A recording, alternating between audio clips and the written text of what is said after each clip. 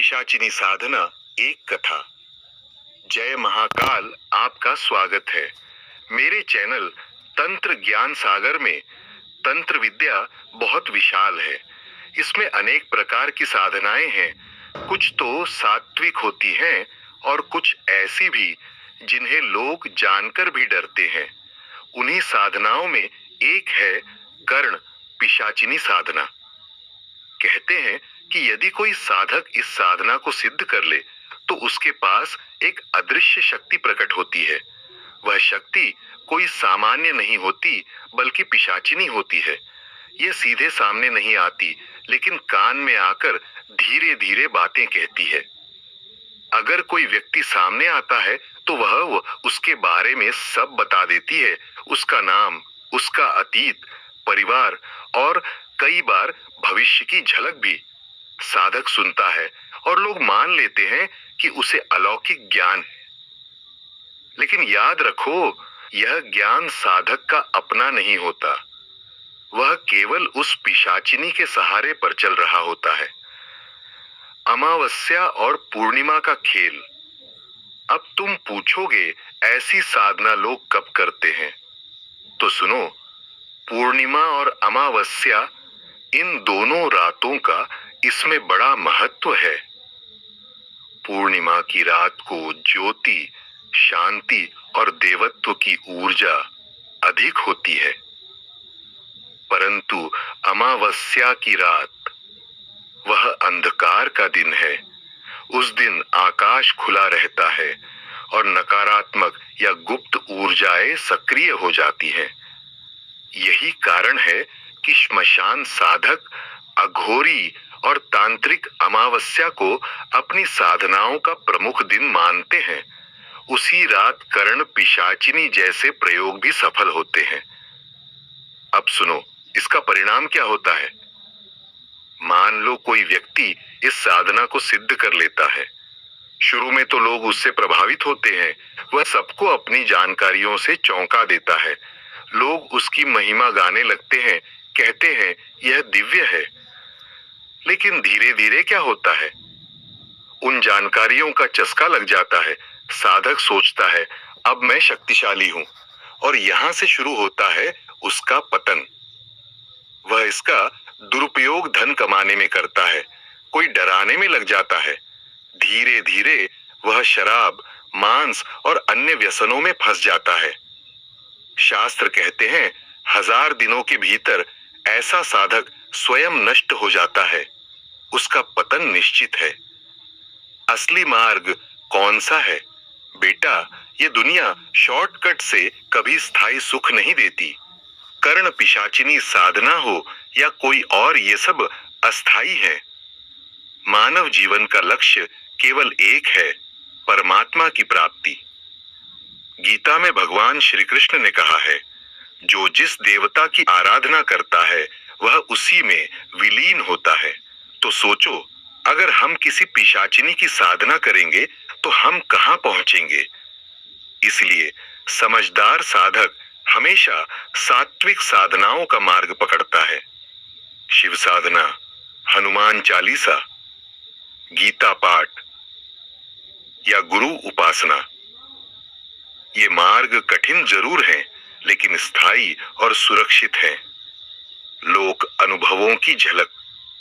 गांव गांव में आज भी लोग कहते हैं कि कुछ भक्त मंत्र से बिच्छू के डंक या सर्पदंश जैसी पीड़ाएं हर लेते हैं। कुछ तो फोन पर भी प्रयोग कर देते हैं और लोग राहत महसूस करते हैं। आयुर्वेद और तंत्र दोनों में ही प्रेत, पिशाच और ब्रह्म राक्षस जैसी अनेक योनियों का उल्लेख मिलता है। किसी की अकाल मृत्यु हो जाए, प्रसूता स्त्री की या विवाह से पहले की कन्या की, तो ऐसे आत्माएं अक्सर भटक जाती हैं और कई तांत्रिक इन्हें साधना का साधन बना लेते हैं। इसी कारण से हिंदू धर्म में मृत शरीर को कपाल क्रिया तक जलाया जाता है ताकि देर न हो, क्योंकि कपाल फूटे बिना तांत्रिकों को साधना का अवसर मिल सकता। अगर मेरा वीडियो अच्छा लग रहा हो तो लाइक, कमेंट, शेयर करें और मेरे चैनल को सब्सक्राइब करके बेल आइकॉन दबाना न भूले। यदि कोई अपने जीवन की कठिनाइयों से जूझ रहा है तो प्रेत साधनाओं में उलझने की आवश्यकता नहीं है। अपने इष्ट देव की भक्ति करो, नियमित प्रार्थना और पाठ करो। घर में कपूर, लौंग और घी का छोटा दीपक जलो, यह नकारात्मक ऊर्जा को दूर करता है। और सबसे जरूरी, अपने मन को सात्विक बनाए रखो। कर्ण पिशाचिनी साधना सच है, इसमें कोई संदेह नहीं, लेकिन यह साधना खतरनाक है और अंततः विनाशकारी सिद्ध होती है। यदि तुम सच में आत्मिक प्रगति चाहते हो तो भक्ति, प्रार्थना और शुद्ध साधनाओं का ही मार्ग अपनाओ, क्योंकि यही मार्ग तुम्हें वास्तविक शांति और परमात्मा से मिलन की ओर ले जाएगा।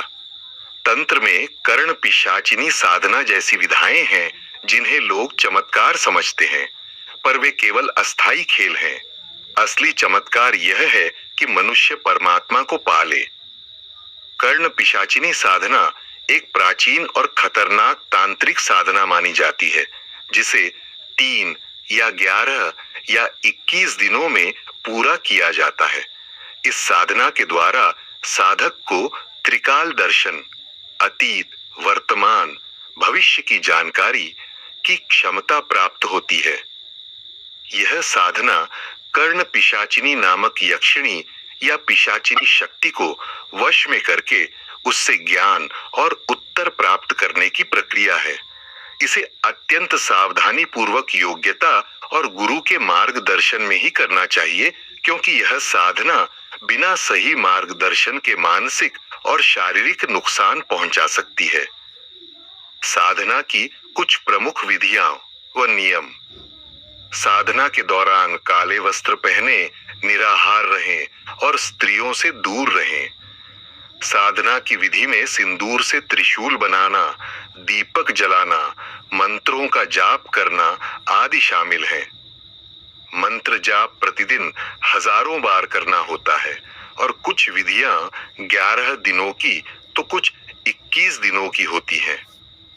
प्रयोग में पीतल या कांसे की थाली, आम की लकड़ी का तख्ता, गाय के गोबर के साथ मिट्टी मिलाकर कमरे की लिपाई तथा विशेष मंत्र जाप शामिल हैं।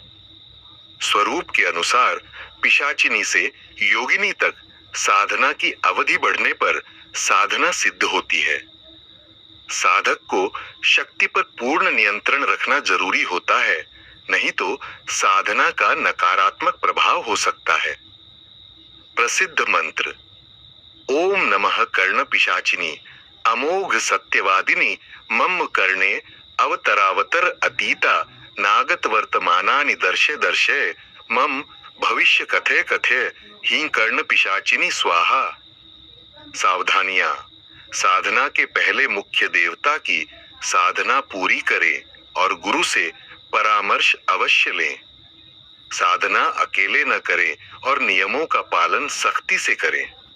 शारीरिक और मानसिक संतुलन बनाए रखना आवश्यक है, क्योंकि यह शक्ति कान से जुड़ी होती है और इसका दुष्प्रभाव शरीर के संतुलन पर भी पड़ता है।